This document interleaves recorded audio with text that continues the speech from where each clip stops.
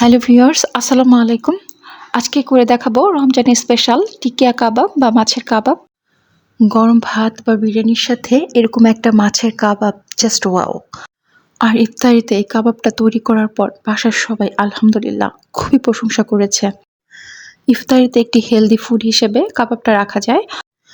অনেক বাচ্চারাই আছে মাছ খেতে চায় না। তো এসব বাচ্চাদের জন্য বিকেলে স্ন্যাক্স বা স্কুলের টিফিনে এরকম একটি কাবাব তৈরি করে খুব অনায়াসেই দেয়া যায়। তো দেখে নেওয়া যাক মাছের কাবাব বা টিকিয়া কাবাব রেসিপি। তো প্রথমেই আমি প্যানে পানি দিয়ে দিচ্ছি পরিমাণ মতো। আর এই কাবাব রেসিপিটা আমি আমাদের একদম সহজলভ্য মাছ দিয়েই করছি, যেটা যে কেউ করতে পারবেন। আমি এখানে তেলাপিয়া মাছ ব্যবহার করছি, তবে আপনারা রুই, কাতল, ইচ্ছে করলে পাঙাশ মাছ দিয়েও এটা করতে পারবেন।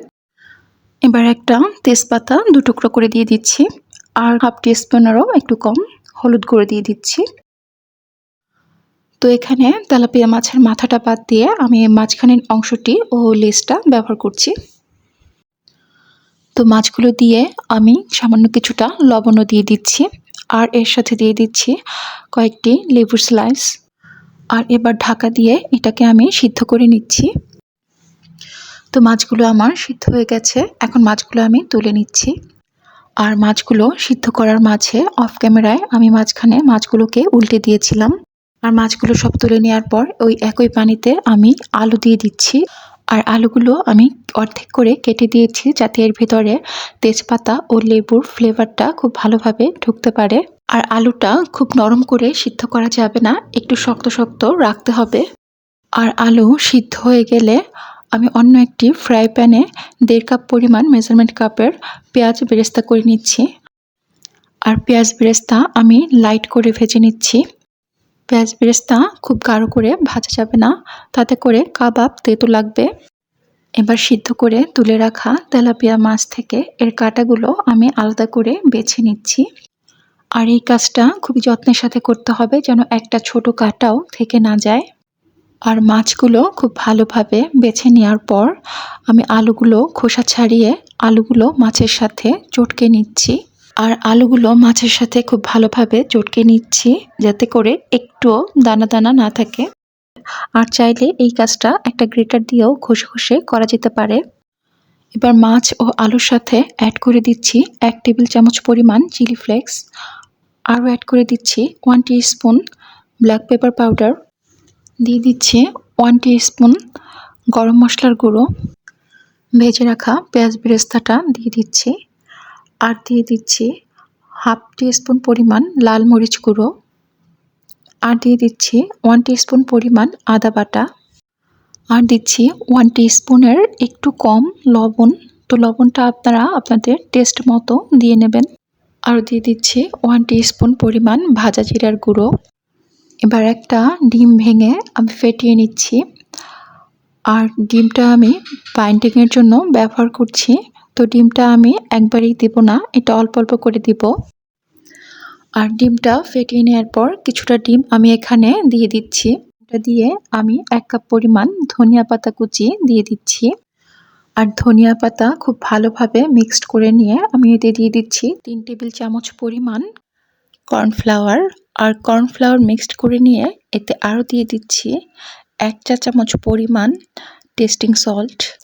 আর টেস্টিং সল্ট দেওয়ার পর এতে দিয়ে দিচ্ছি ২ চা চামচ পরিমাণ কাবাব মশলা। আর কাবাব মশলা দেওয়ার পর ডিমের ফ্যাটানো বাকি অংশটাও আমি দিয়ে দিচ্ছি।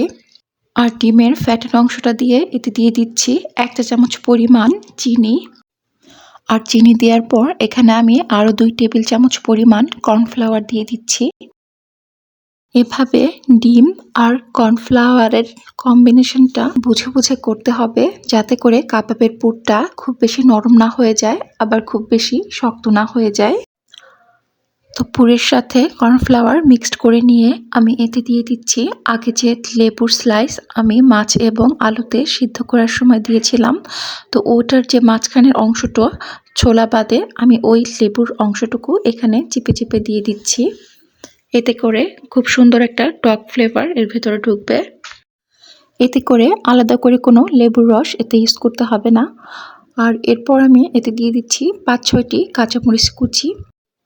তো সব কিছু মিক্সড করে নিয়ে আমার কাবাবের পুরটা একদম পারফেক্ট হয়েছে। এবার একটা ডিম ফেটিয়ে নিচ্ছি। আর এবার আমি কাবাবের পুর থেকে কাবাবের শেপ দিয়ে নিচ্ছি। আর এখানে আমি ব্রেডক্রাম্বের পরিবর্তে টোস্ট বিস্কিটের গুঁড়ো ব্যবহার করছি। আর অনেক সময় দেখা যায় আমাদের ঘরে ব্রেডক্রাম্বটা অ্যাভেলেবেল থাকে না, আবার অনেকে ব্যবহার করতেও চান না। তো সেই ক্ষেত্রে টোস্ট বিস্কিটের গুঁড়ো দিয়ে এই কাজটি করে নিতে পারেন। এবার পুর থেকে কাবাবের শেপ দেওয়ার জন্য আমি প্রথমে হাতে তেল মাখিয়ে রাউন্ড শেপ দিয়ে নিচ্ছি। আর রাউন্ড শেপ দিয়ে আমি প্রথমে ডিমের গোলায় এবং পরে বিস্কিটের গুঁড়োতে গড়িয়ে নিচ্ছি। এভাবে সবগুলো কাবাবই আমি তৈরি করে নিয়েছি। আর কাবাব তৈরি করে সাথে সাথেই ভেজে নেওয়া যাবে না, এগুলোকে 1 ঘন্টার জন্য ফ্রিজে নরমালে রেখে সংরক্ষণ করতে হবে। এতে করে ডিমের কোটিংয়ের উপর বিস্কিটের গুঁড়োটা শক্তভাবে সেট হয়ে যেতে পারবে।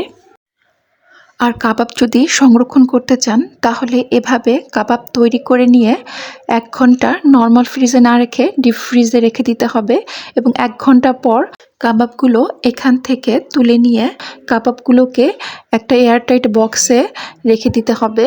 আর ফ্রিজে নর্মালে 1 ঘন্টা কাবাবগুলো রাখার পর এবার এগুলো ভেজে নিচ্ছি। তো এই জন্য আমি প্যানে পরিমাণ মতো তেল দিয়ে দিচ্ছি। আর তেল দেওয়ার পর তেল একটু গরম হয়ে আসলে আমি কাবাবগুলো এক এক করে দিয়ে দিচ্ছি।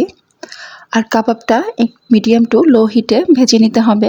হাই হিটে কাবাবটা ভাজা যাবে না, তাহলে উপর থেকে ভেজে যাবে কিন্তু ভিতরটা কাঁচা থেকে যাবে। আর এভাবে সবগুলো কাবাবই আমি ভেজে নিয়েছি। তো এই ছিল আমার আজকের কাবাব রেসিপি। রেসিপিটি ভালো লাগলে অবশ্যই একটি লাইক করবেন। আর এরকম ভিডিও আরও পেতে চাইলে চ্যানেলটি সাবস্ক্রাইব করে বেল আইকনটি প্রেস করে দিবেন, তাহলে নতুন কোনো ভিডিও আপলোড করলে তার নোটিফিকেশন আপনার কাছে পৌঁছে যাবে। তো আজকের মতো এখানেই বিদায় নিচ্ছি, আবার আসবো নতুন কোনো রেসিপি নিয়ে। তো ততক্ষণ পর্যন্ত ভালো থাকুন, সুস্থ থাকুন, আল্লাহ হাফেজ।